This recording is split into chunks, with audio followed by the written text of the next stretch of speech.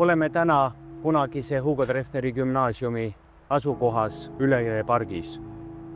Kool algab kodust ja kool algab õpetajast. Nii ütles president Lennart Meri umbes 30 aastat tagasi. Hoidkem kooli, hoidkem õpetajat, kaitskem kooli, kaitskem õpetajat.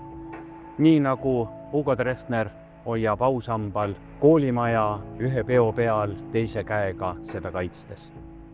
Kui kommipaber vedeleb maas, kelle asi see siis on? Kõik teised võivad mööda kõndida. Ja direktor peab selle üles võtma, sest kõik see, mis koolimajas juhtub, on tema asi ja tema vastutada. Vastutus on suur ja minul on olnud õnn ja rõõm seda vastutust kanda pea 35 aastat koolijuhina Võru Kreutzwaldi gümnaasiumis ja edasi Treffneri gümnaasiumis, et on olnud õnn ja rõõm olla juht väga tugevates koolides. Minu koolijuhi ametisoleku ajal olen ma lõputunnistuse andnud umbes 5500 gümnaasiumi lõpetajale. Ja nad on täna Eestis ametis Eesti elu kujundajatena, nii ka see on ju tegelikult kooli vastutus.